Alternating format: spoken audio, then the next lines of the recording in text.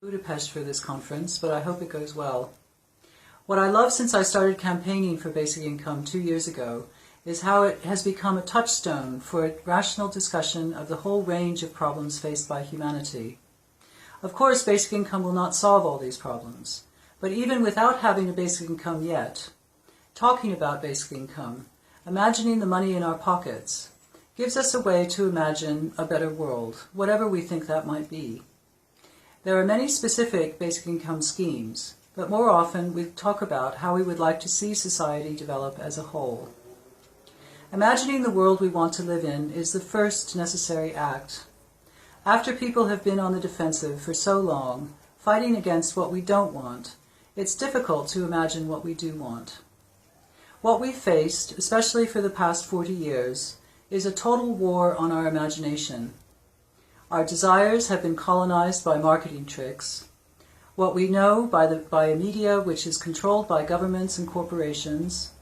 Our time and our relationships colonized by the need to do paid work, whether useful or not, in order to survive.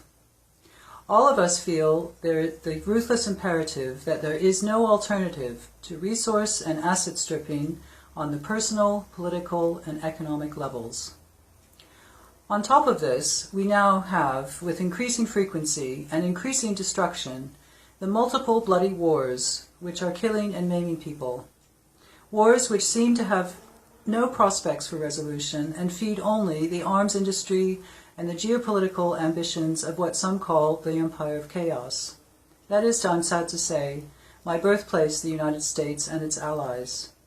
Europe is one of those allies, and now European citizens reap the fruit of our government's support of these wars in the thousands of refugees fleeing here in search of the relative peace we enjoy, in search of a way not to die either in the wars or in the living death of the refugee camps in Turkey and Jordan. The reason so many risked their lives to cross the Mediterranean was summed up by one who survived the journey. In the camps, I was already dead. I had lost my home, many of my family, my livelihood. In the camps, we are penned animals. Most everyone is fearful. Citizens here of losing their livelihoods, the refugees, their very lives. The problem at the moment is that we in Europe are more afraid of smaller immediate changes than we are of the catastrophic ones which loom in the future. Although, of course, much would change with the introduction of a universal basic income. To me, this is nothing compared to what will happen if we don't get it, or get to a point where it becomes irrelevant because everything else is in tatters. Whether by environmental destruction, or military action, or both, humanity is facing a real prospect of annihilation. Basic income allows us to imagine another result, and to me that is the single greatest strength of this idea. The latest estimate of what the US government alone has spent on wars in the Middle East since 2001 is $6 trillion. Divide that amongst the whole population of the countries most severely affected by these wars, Afghanistan, Iraq, Libya, Syria, and Yemen, or at least what was their population since millions have moved, several times since 2001. Divide it like that, and you get a figure of around $400 a month for every man, woman, and child for the last 15 years.